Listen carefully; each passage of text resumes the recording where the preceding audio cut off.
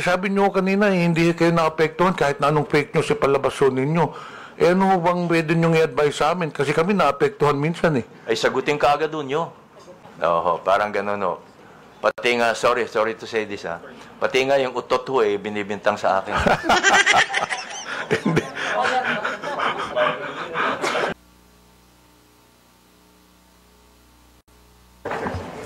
Comsec, paki-escort lang sa upuan si Mr. Noli Di Castro.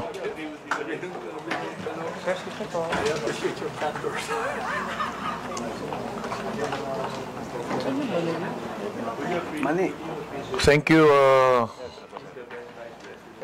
Kabayan Noli, for attending the hearing. We will give you an opportunity if you would like to make an opening statement.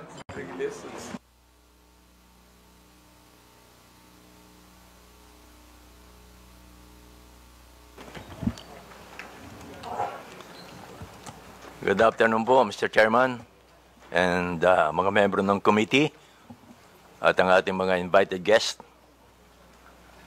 Kanina po nanonood ako doon sa loob ng hearing ninyo. At sinusuportahan ko po itong initiative ninyo na labanan ng mga fake news. Kasama ho kami dyan. Yung mga misinformation at saka disinformation. Kasama na rito po ang deepfake. Naging biktima rin ho ako niyan.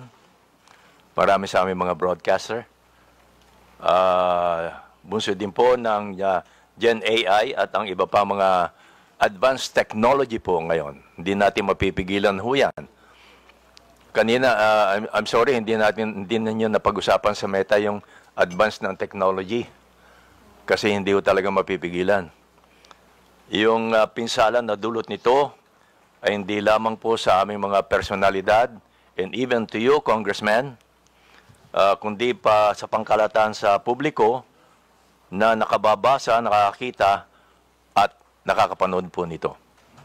Kailangan ng sabayang pagkilos para sa education ng publiko at sa aming media practitioners para mamulato ang mas nakararami tungkol sa masamang epekto ng fake news sa ating bansa at sa demokrasya. Kami ho sa media ay alam ko malaki rin ang responsibility sapagkat mas mabilis kaming ma-check ang mga fake news. At the same time, ma-check kaagad namin ang fake news. Although sana po ay naka-ready din ang mga government agencies na sagutin yung mga lumalabas na fake news, especially sa mga congressman din po. Thank you. Thank you po. Thank you, Mr. Noli Di Castro. As per our House rules po, all resource persons will have to take their oath. So, can you please rise? Comsec, please administer the oath. Comsec, please administer the oath. Please raise your right hand, sir. Do you swear to tell the truth, the whole truth, and nothing but the truth in this inquiry? Before we proceed with interpellation, the Chair acknowledges Honorable Geraldine Roman. The first to interpellate, Representative Kunghon. You have the floor. Thank you, Mr. Chair. Magandang hapon po, former Vice President Noli Di Castro. Good afternoon po. Gaya nga po ng sabi ng ating chairman, ni Kong Johnny Pimentel, ang peking balita ay walang sinasanto. Lahat nabibiktima, lahat pwedeng maapektuhan. At bilang public personalities, isa sa madalas na nagiging biktima ng fake news ay ating mga local celebrities at sikat na media personnel. Mula sa peking iskandalo hanggang sa maling impormasyon, lagi silang nadadamay ng di makatarungang paghuhusga. Dahil dito, may inimbita tayong mga ilang sikat na media personality para magpahayag ng kanilang karanasan bilang nabibiktima ng fake news. Mr. Vice President, I think it's fair to say na madalas po kayong nagiging subject ng fake news. Tama po ba? Opo. At dahil din po dito, nagkaroon po kayo ng pampublikong hinaing regarding sa mga fake news. Lalong-lalo na nung nakaraang linggo. Tama po ba? Opo, opo. At base sa preliminary research na isinagawa po natin, isa sa mga pekeng balita na kumakalat tungkol sa iyo ay ang nausong quote card na pagkatapos na pagka-aresto ng dating Presidente Rodrigo Duterte, kung saan sinabi mo daw na the former President Rodrigo Duterte, Tatay Digong, did not start the war to kill. He started, nasa ano po yan, meron po tayong, pwede po bang pakilabas? Yan po ba? Tama po ba, ito yung isa sa mga code card na bigay po sa inyong kaalaman na peke na sinabi niyo raw po ba? Sinabi niyo raw po, tama po ba? Medyo hindi yata ho masyadong malinaw ho ito, Mr. Chairman, tungkol dito. Ang nakalagay po doon, sir, is former President Rodrigo Duterte did not start the war to kill. Okay. He started to save lives. He gave drug addicts a chance to change, to surrender, to choose a better life. But many refused. They kept using, kept selling, kept killing innocent people. So what a leader should do, let criminals destroy families or take actions to stop them. One addict lost is tragic, but thousands of innocent lives saved, that is justice. Duterte made the streets safe. Yan po yung mga nakalagay sa quote card na na-attribute po sa inyo. Opo. Pero hindi ho lahat totoo eh. Kaya kami ho, fortunately, kami sa media, sa mga broadcaster, nakokorek agad ho namin on the air. On the air. Once na lumabas yung fake news, nakokorek agad namin. In my case, meron po akong IG na ginagawang ko kagad doon ng word na malaki na in bold letter na fake. Tapos nakikiusap po ako sa aking mga kaibigan na may Facebook din, may IG, another form na ipakalat naman nila na yung lumabas na ba na news item ay fake. Yun ang mga ginagawa ko para mabilis na nakakakalat yung information na that item ay fake. Thank you, Mr. Vice President. Mr. Vice President, nakikita niyo po ba yung nakalagay sa screen natin ngayon? Opo. Ito po ay galing kay ito po ay pinost, no? Ni JM, di ko alam kung paano i-pronounce itong Almine o Almine o Almine. Ayan, JM Almine. Nakalagay po dito, sabi niyo raw po na di ko binoto si PRRD dahil gustong-gusto ko talaga si VP Lenny. Aha. Familiar po ba kayo sa napabalita ang sinabi niyo daw po? Opo. Alam ko ho, fake ito. Kaya gumawa kaagad ho ako ng version ko at nilagyan ko ho ng in bold letter na fake. Mr. Vice President, kilala niyo po ba si JM Almine? Hindi po. Hindi ko po siya kilala. Sinubukan niyo po bang kilalanin kung sino yung nag-post nito? Hindi na po dahil baka mamaya hindi tunay na tao ito eh. Uso ho ngayon yun. Ano po ang naging reaksyon niyo na nakita niyo yung post na ito? Well, sanay na ho ako sa mga lumalabas na ganito eh.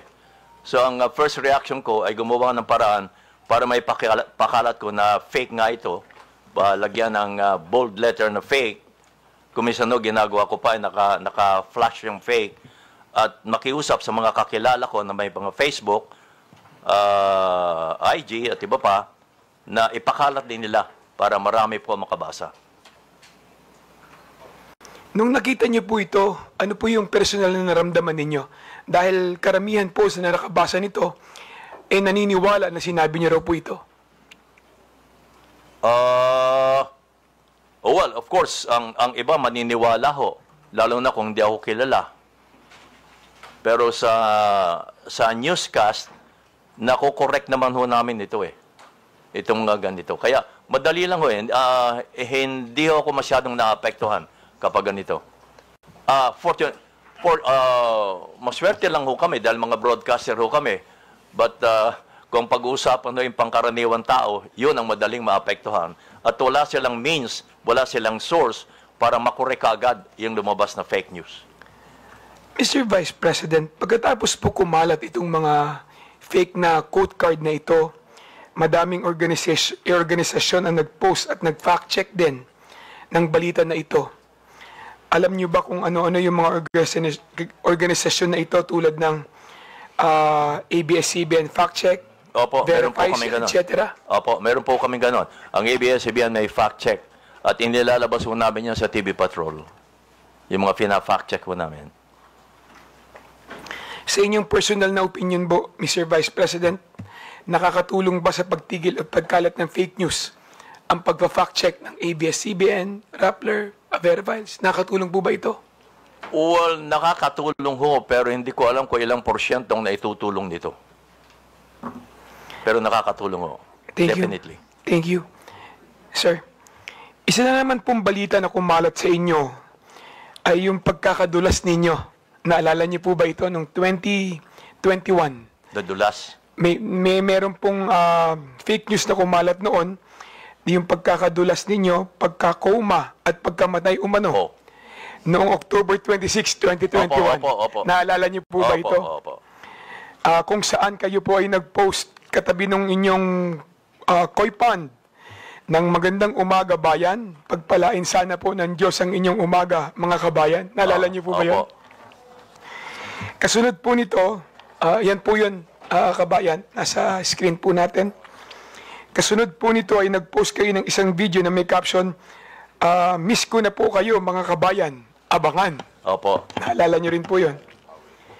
Pati po ang inyong anak na si Madam Kat De Castro ay nangangailangan pa mag-post upang patunayan na ang balita na yon ay fake news din sa inyong pagkamatay. Kaya ang sabi niya, "Hi everyone, my dad's absolutely fine. We just had dinner." Ang post ni Madam Kat De Castro. Opo.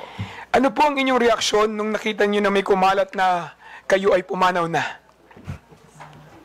Well, sabi nga ho nila, kapag kayo nabalita na patay na kayo, ay masahaba ang buhay nyo.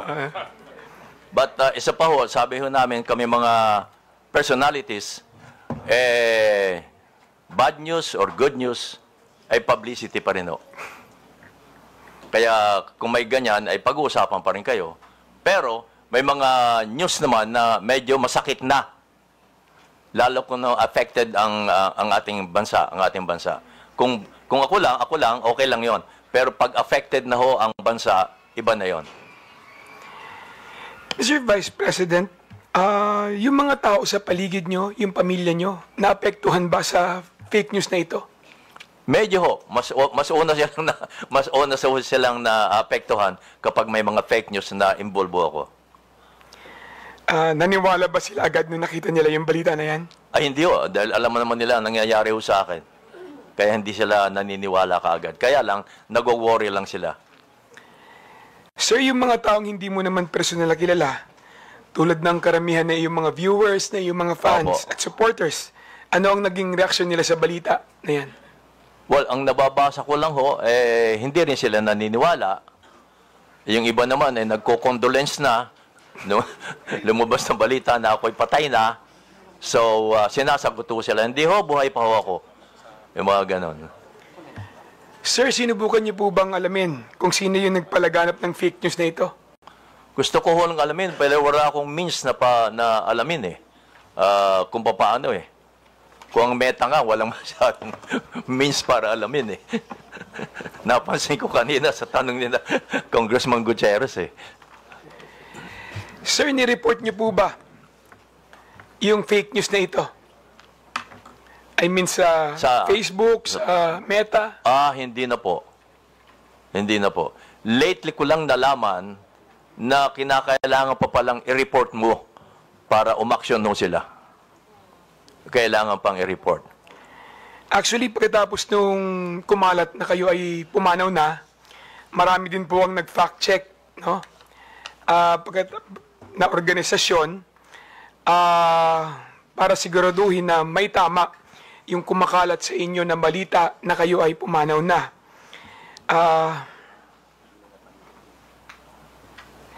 Paano naman po yung mga social media website, no, Mr. Vice President, kung saan kumalat yung mga post na ito? May mga gumawa ba sila na paraan para matigil o matulungan kayo para i-correct, no, yung mga ganitong klaseng fake news? Meron po bang mga tumulong na mga website? May mga tumulong po bang mga individual para kayo'y matulungan na pagsawata itong mga fake news na kumakalat sa inyo? Again, may means ho kami para maharang kaagad yung mga fake news na yan. Because nakikita nila ako sa television na nagbabalita pa rin ng live. So, that means, yun ang patunay na, hey, buhay pa pala si kabayan eh. Nagbabalita pa ng live. Yun ang sinasabi ko na kami ay maswerte pa ng katulad namin personality. But ang kawawa ay yung walang means para maharang kaagad nila mga fake news na lumalabas against them. Kanina tinanong po ni Congressman Acop kung may responsibilidad ba ang Meta at Facebook sa mga ganitong klaseng kumakalat na fake news.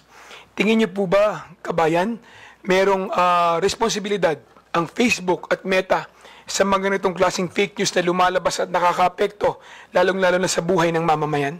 Opo, naniniwala po ako dun. At naniniwala din akong negosyo ito eh.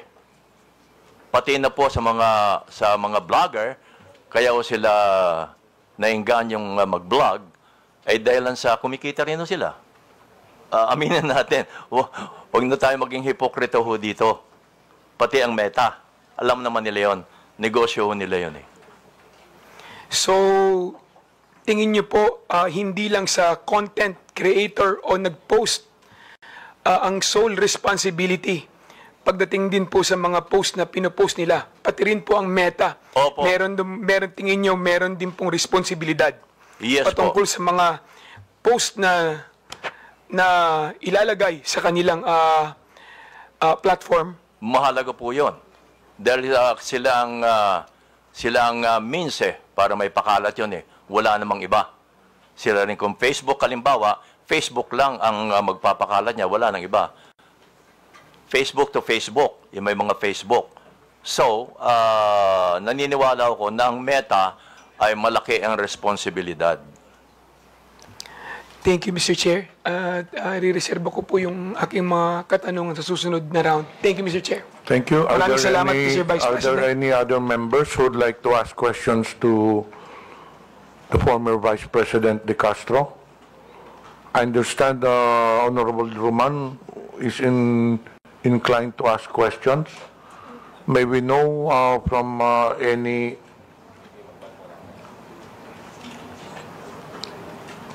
Nagpalista po si si General Honorable Roman. But it seems that Lumabas.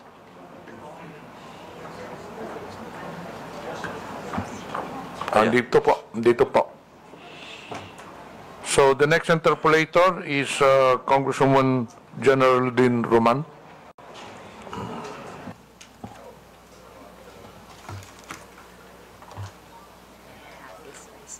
Ay.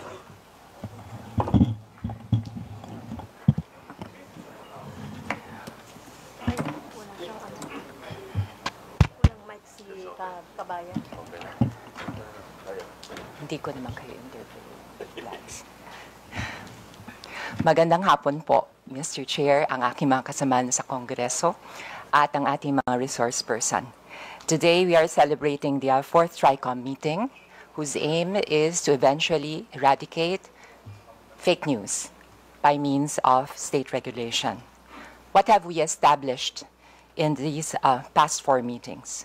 What has become obvious to all of us is that the different social media platforms lack a uniform regulation that would require them to, number one, establish a legal entity in our country. Ito po yung kadahilanan kung bakit ang ilang social media platforms po natin ay walang physical presence sa ating bansa. Wala rin po tayong isang regulation kung saan nasasaad na ang kanilang perang kinikita ay dinedeclare o binabayaran ng corresponding tax. Pero hindi ko na po panghihimasukan yan sapagkat yung aspekto ng taxation ay beyond our objective here in the TRICOM. Also, we do not have a regulation that will actually establish the duties and obligations of the different social media platforms in relation to the other stakeholders, such as the content creators. Paano po ba ang relasyon ng mga social media platforms sa content creators? Also to the advertisers, digital advertisers. Also to the government itself. It is this void that I think that our committee can be most useful to regulate the social media platforms. I know I am thinking ahead, but this is how we work. We look at the problem, analyze it, while toying with the possible solutions that come up from different members. So we can regulate social media platforms.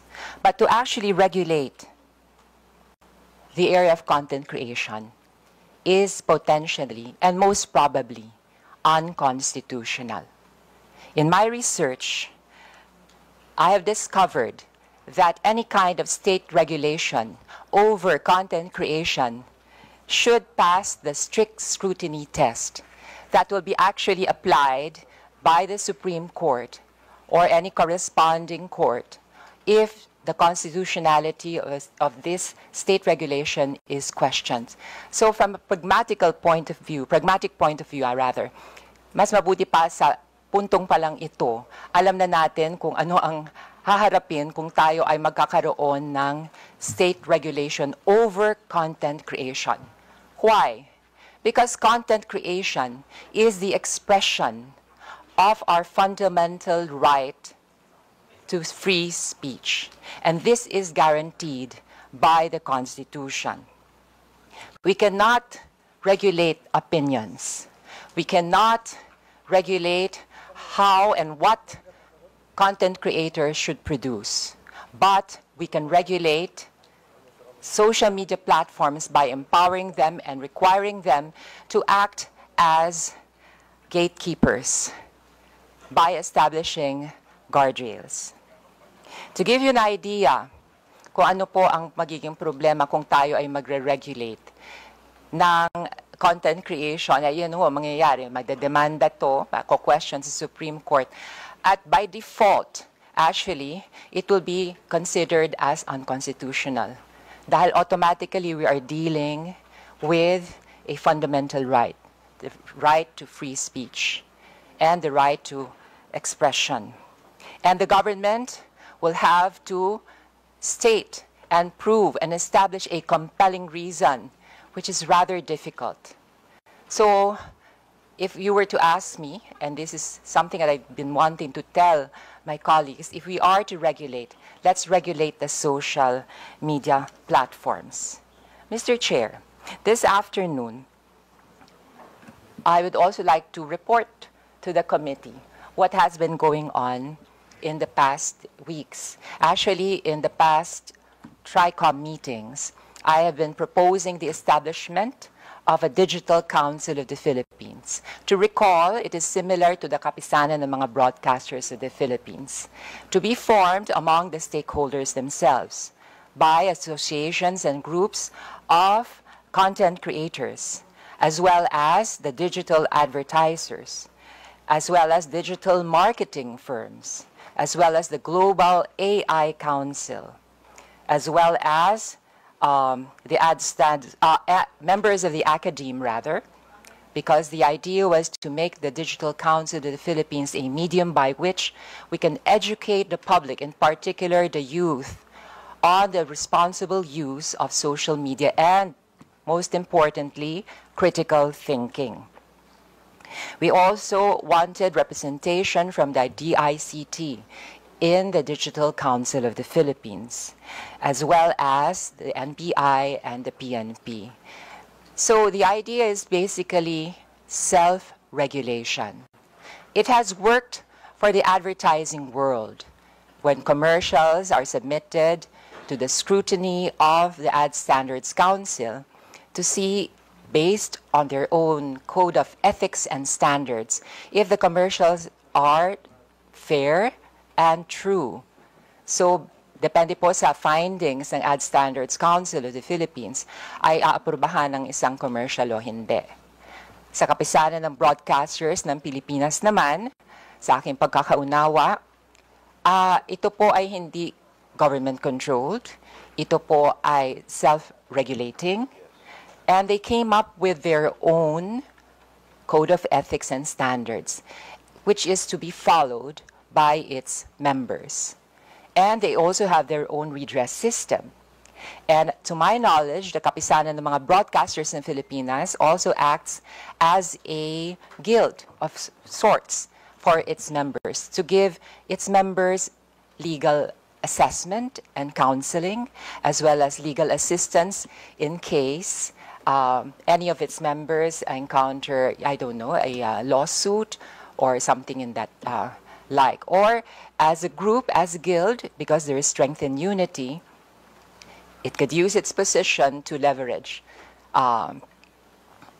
if there is something they have to negotiate with the government. So, going back to the Digital Council of the Philippines, in the past weeks I have met with the CICP, I have met with the Global AI Council. I also met with the Digital Marketing Association of the Philippines. And they are all in agreement that they would rather that they form their own council and that they come up with their own code of ethics and standards than being regulated by the government. Now, you may ask me, para pa tayo entonces nag-investigation? Well, as I said, the regulation should come with regards to the social media platforms. Okay. Kasi mukhang interesado si Vice President Noli de Castro, I will briefly explain kung anong functions itong Digital Council of the Philippines. Yun na nga, unang-unang kailangan meron siyang ma-formulate na code of ethics and standards to be followed by its members. Number two, ito po ang mag-serve as a vehicle to address complaints of victims of fake news. It has the technical means. Ito po yung parang konseho na magsusuri at magfa-fact check kung ang isang complaint ay may basihan, kung tunay na biktima ang isang grupo ng isang scam or isang businessman ng isang scam o kaya ng isang government agency ng isang fake news, and it will come up with its findings. So what do we do with the findings of the Digital Council of the Philippines? Pag nalaman po niya at napagtanto ng isang piece of information ay walang basihan at fake, ito po ay ifa-flag niya at sasabihin doon sa social media platform. Para po, by law, ang social media platform will be obliged and required to flag a certain piece of information as fake or to take it down, which is already being practiced by TikTok, to my knowledge, and also by some other social media platforms that have community annotations, community notes, no, na nagsasabi itong informasyon na to ay lacking information o ito ay walang basihan. So this is a way of administering justice without stepping on the constitutional right to freedom of speech or expression. Kasi sa laban po sa fake news, ang kalaban po natin talaga dyan, syempre, of course, is the piece of news itself. Ako po ay naniniwala kapag ang isang piece of information ay walang matibay na pundasyon na nakapatong at nakasalalay sa katotohanan, ito po ay babagsak. Pero kailangan nga lang ho ay mag-cooperate ang ating mga social media platforms. Maaring tanong po ng iba dyan, paano mo may ensure na lahat ng content creators ay magiging miyembro nitong Digital Council? Kasi hindi po ito ang pangarap ng Digital Council of the Philippines. Kahit hindi ikaw ang miyembro ng Digital Council of the Philippines, kapag ang isang piece of information na generate mo ay nireklamo dahil wala itong batayan, ay mafa-flag ito at madedetect ng Digital Council. At eventually, if we pass a law that would require social media platforms to adhere to the findings, recommendations, instructions of the Digital Council, ay mafa-flag ito as fake and it could be taken down. At syempre, kung ako naman ang content creator, kung sa 10 pieces of information na generate ko, siyam ay nafa-flag as fake, edi parang humukay na rin ako ng sarili kong libingan as a content creator. I shall have lost my credibility and whatever is left of my moral authority to actually express my opinion over social media. So, Mr. Chair, may I be given the chance to interpolate some of our resource persons? Congressman Geraldine, I thought that you're going to ask question to Noli. Okay. So May I ask we are tackling the issues one by one. The fourth issue will be the social media influencers. So I think you reserve your question dun sa social media. The resource person that we are now asking question to is former Vice President Noli De Castro. May I have the pleasure of interpolating our former Vice President and fellow journalist, Yes po. Noli De Castro. Kumusta po kayo, Mr. Mabuti Vice po, President? mabuti po. Yes. Kayo po bilang isang mamamahayag, gaano nyo pinahahalagahan ang ating constitutional right to free speech and expression? Of course, kami yung mga broadcaster, kami tayong mga broadcast journalists, mahalaga po siyempre ang constitutional rights natin to free speech, freedom of speech. Number one ho yun. Pero, as a broadcaster din po, sinabi niya sa kapisanan ng mga broadcaster ng Pilipinas, during our seminars, way back, ang ini-instill sa aming utak ay maging responsible journalist. Responsible on the air. That means, ang sasabihin namin ay may batayan, may source, sabi nga ninyo, ay titindig yung mga balita. Kahit sinong komisyon ay nakatindig yung mga balita, may mga patunay. So, yun, responsible journalist. I remember that, I cannot forget that, be a responsible journalist. Mr. Chair, maidagdag ko pa po, kayo po ba ay kasapi ng kapisanan ng mga broadcaster ng Pilipinas? Yes po. Automatic po yun. At meron po ba kayong sinusundang Code of Ethics and Standards sa loob po ng KBP? Meron din po. Maliban doon sa Code of Ethics namin sa ABS-CBN. Okay, meron din sila sa ABS-CBN. Opo. Ngayon po, sa inyong karanasan, meron na ba kayong na-encounter na isang kasapi ng KBP na hindi tumalima sa inyong Code of Ethics and Standards? Well, unang-una ho, hindi na kinakailangan dumaan pa sa KBP pag may ganon. Yung mismong station ang nagdidisiplina sa kanya tungkol diyan. Kasi kumisan, inaamin ko rin naman na may mga broadcaster na may mga political leanings. Lalo na ho ngayon, malapit ng eleksyon. So, meron ding mga broadcaster ang nagagamit ng ilang mga, well, of course, kandidato dahil sa malapit ng election for monetary reason. Yes po, Opo. Mr. Chair. Kung sakali po, yung mismong radio station ay kakonsyaba noong, I don't know, ng isang politiko, paano yon? Ina-apply po ba sa ganitong instance Iyon lang yung ho. Code of Ethics at saka standards ng KBP? Iyon lang. Baka ho mamaya ay utos din ng istasyon. Opo. Pero po, ang sabihin ko, doon po, meron po bang in that case, i-apply ang KBP? Meron dapat to magreklamo ang isang kandidato sa kapisanan ng mga broadcaster ng Pilipinas. Okay po.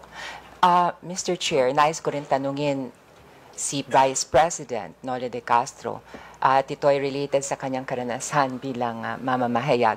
Kung kayo po ang tatanungin, gusto niyo po ba magkaroon ng ahensya ng pamahalaan na magre-regulate ng content o kaya ng balita na inyong binibigay? Medyo pumapasok ko doon yung freedom of expression eh. Freedom of speech. Doon pumapasok. So, sa madalit salita po, Mr. Chair, hindi kayo sang-ayon? Hindi ho, pero pwedeng i-regulate to in some sense. Hindi ho yung pure regulation. Yes. Mr. Chair, for the information of our resource persons and my colleagues, there is already a law that actually addresses the problem within the world of journalism. And this is the 2012 Cyber Libel Act. Basically, we have the freedom of speech and expression. But as just like any other right, this is not absolute. Absolute. The state can regulate in order to protect public interest. But in regulating the freedom of speech, which is a basic constitutional right, it has the obligation to use the least restrictive means.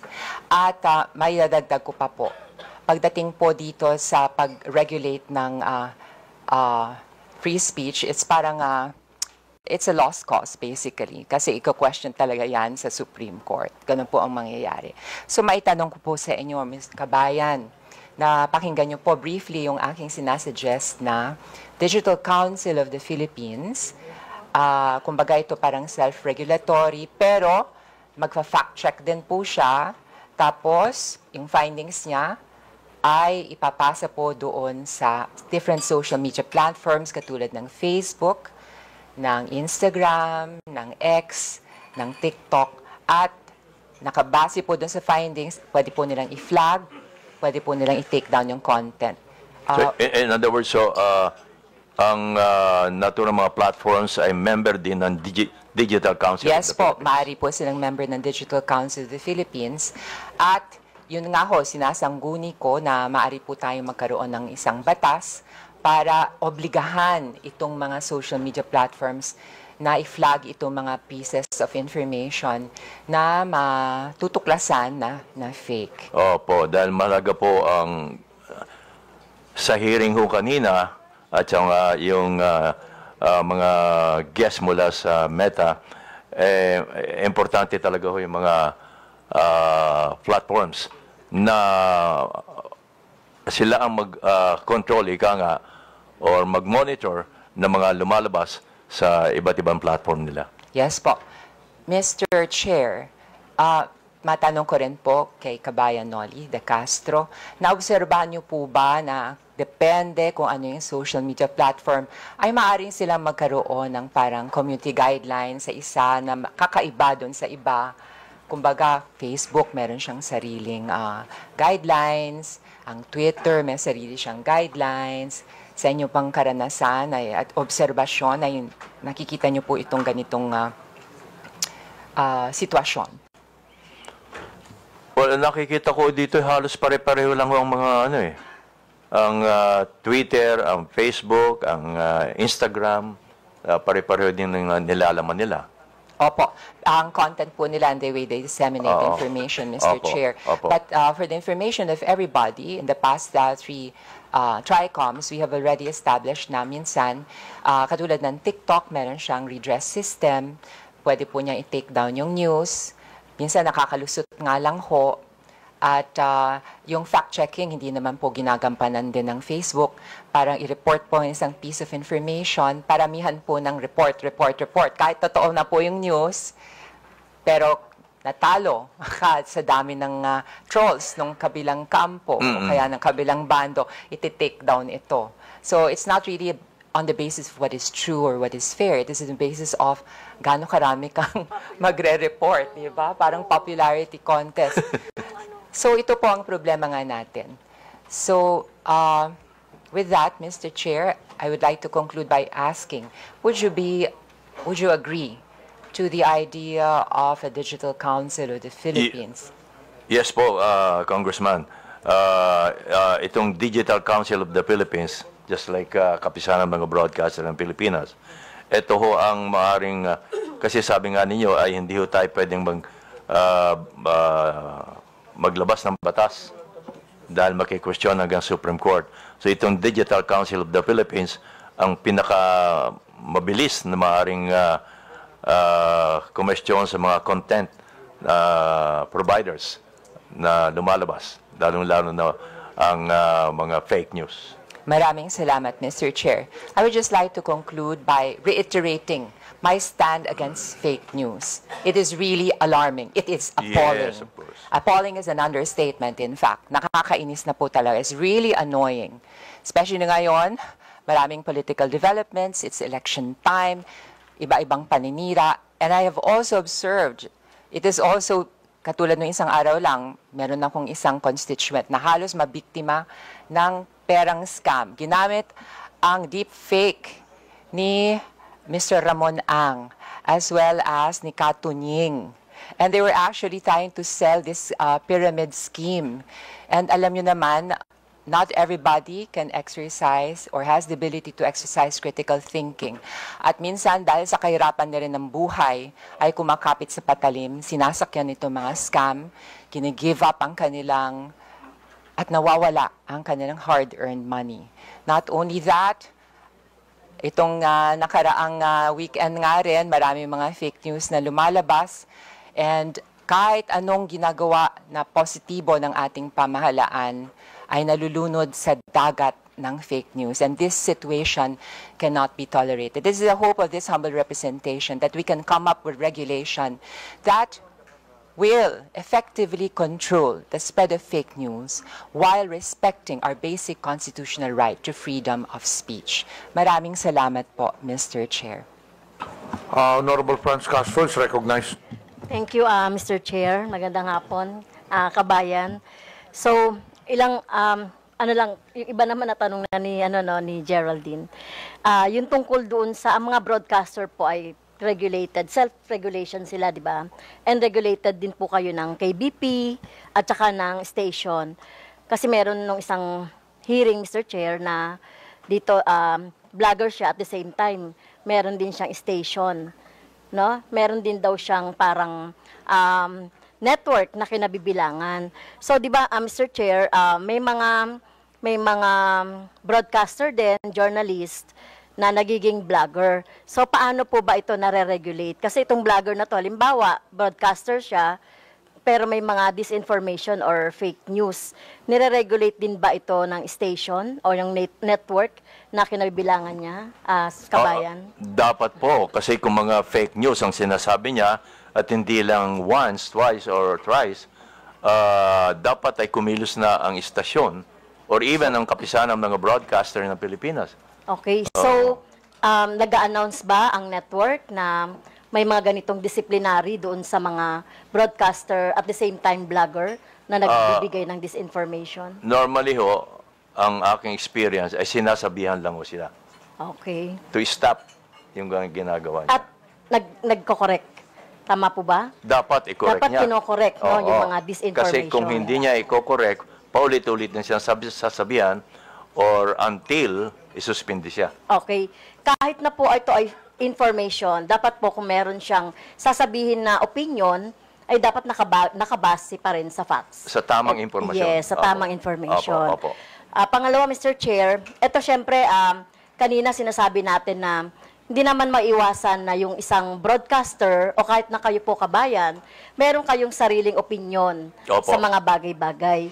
So, paano nyo po yun masasabi? I mean, di ba, freedom of expression, pero kung kayo po ay nakapaloob sa, sa isang network, na halimbawa may political leaning, paano po nyo ma-express yung inyo pong sa programa ninyo?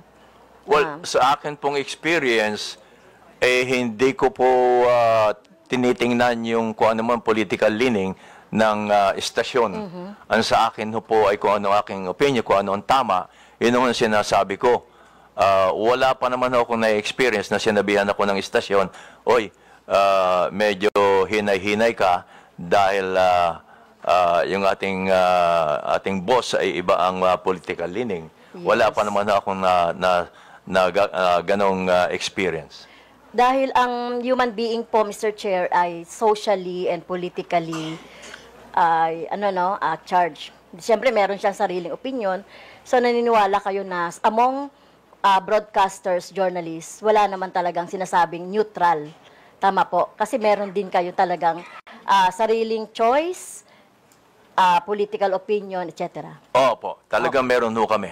Okay. So, gusto ko lang sabihin, Mr. Chair, kasi katulad din sa teacher, experience ng teacher, na yung mga teacher kasi, minsan, minomonitor yan ng mga kanilang superiors. Kaya, syempre, ang mga teachers dapat din nagpapahayag ng sarili nilang experience or sarili nilang pong choices, etc. So, katulad din po yan ng mga broadcasters, though, meron po silang tinatawag na regulation. So, ano pa rin po, Mr. Chair, no, above all pa rin yung freedom of expression. Thank you po. Maraming salamat, Honorable Franz Castro. Mr. Vice President, mukhang wala na yatang magtatanong na congressman, pero bago po kayo umalis, meron lang akong katanungan out of curiosity sake. Hindi pa niyo sinubukang alamin kung sino ito mang nagpakalat ng fake news sa inyo? Hindi na po, Mr. Chair, Kasi karaniwan naman hindi tunay na pangalan na ginagamit nila Oo.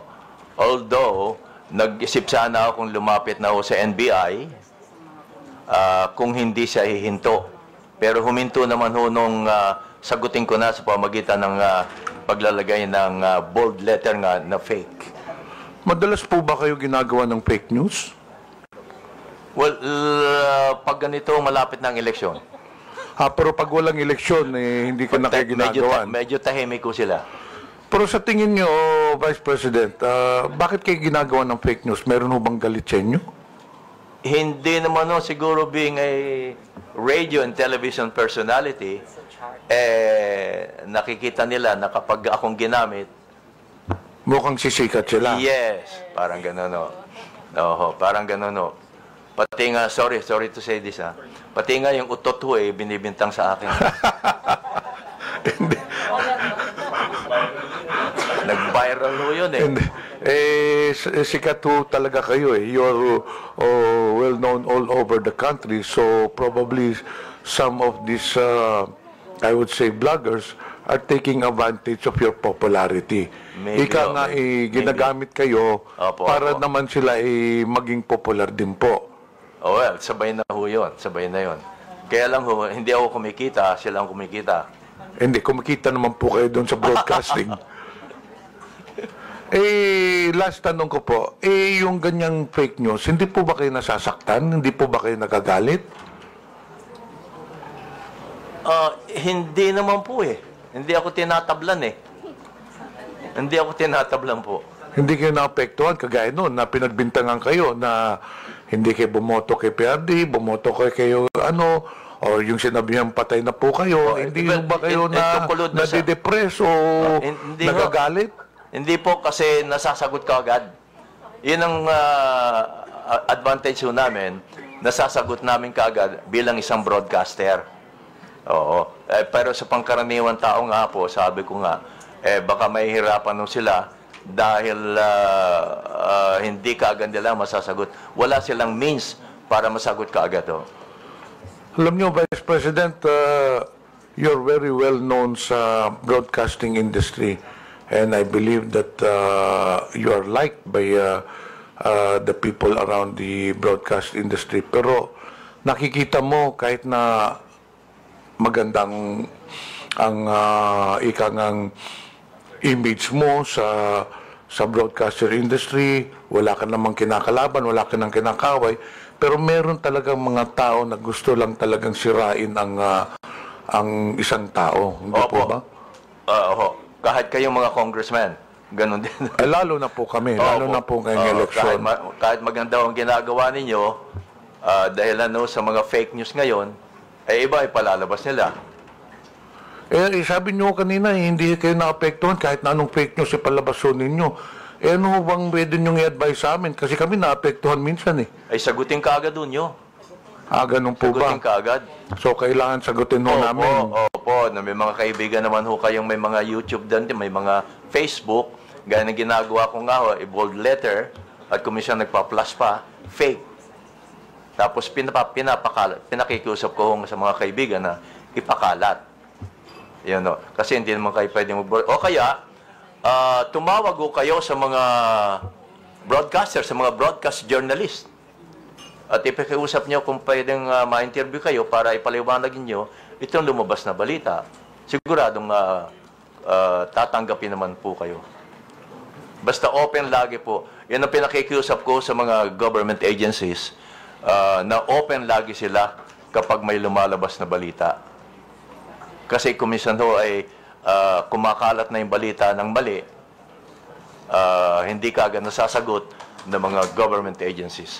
Sa tingin po ninyo, kailangan ng Kongreso gumawa ng batas para mapigilan ang paglaganap nito mga fake news, para naman maprotektahan yung mga reputasyon ng mga tao. Kasi nakita naman ho ninyo, marami yung mga personalidad nasira rin ng reputasyon because of fake news. Tingin nyo, kailangan ho natin gumawa ng batas? Baka ho magandang pag-aralan itong kay Congressman na Digital Council of the Philippines. Para lahat ng Facebook, YouTube, member ho dito, para kung meron ng reklamo tungkol sa mga post na hindi maganda o hindi totoo, may papasok agad dito sa Digital Council of the Philippines. Kasi po, I don't know, Congressman, Mr. Chairman, baka ho kumisan pag may batas, napapalusutan pa ho eh. Tama po. Palusot pa ho pa sa batas. Umaabot ho hanggang sa Supreme Court. Baka ho dito, baka makatulong itong pag-aralan ho nating mabuti ang Digital Council of the Philippines. Baka ho mas may ngipin ho ito para mapigilan ang pagkalat ho ng fake news. Actually, Mr. Vice President, pagkatapos po nitong hearing na ito, meron na ho kaming mga proposed legislations Opo. to counter this fake news. So hindi na po ako magtatagal, Mr. Vice President. In behalf ng committee, maraming salamat po sa presensya ninyo. Pwede na po kayo ma-excuse po.